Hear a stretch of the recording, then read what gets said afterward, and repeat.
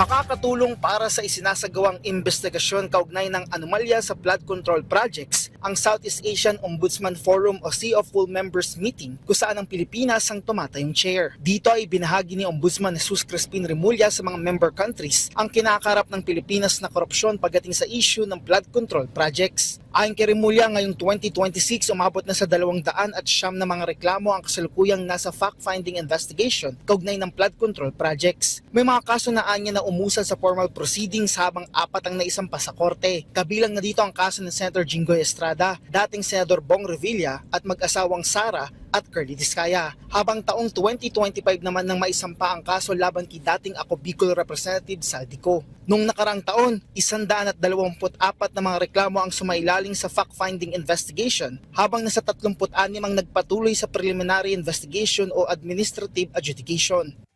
But beyond these numbers is a deeper responsibility to strengthen public trust and demonstrate that accountability institutions can respond with independence, fairness, professionalism, and resolve.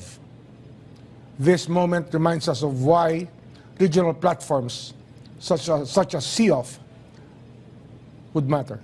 Kasama sa mga dumalo sa naturang forum ay ang mga kinatawan ng Ombudsman ng Indonesia, Thailand at Timor-Leste. Dumalo rin dito ang associate member ng Office of the Sarawak Ombudsman Malaysia habang inimbitahan din sa pagtitipon ng Office of the Ombudsman Punjab Pakistan at ang United Nations Office on Drugs and Crime.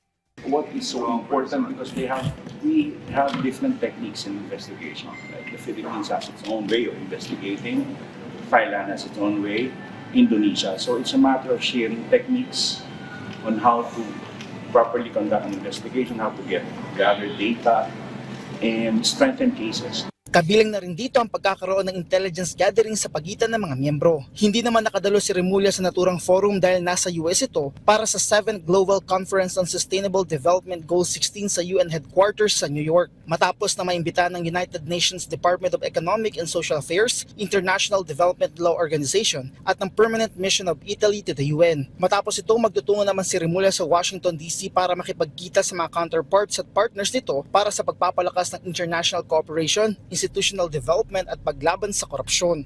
Sa huli, binigyang diin ng Office of the Ombudsman ang kahalagahan ng pagkakaroon ng ebidensya pagdating sa mga investigasyon.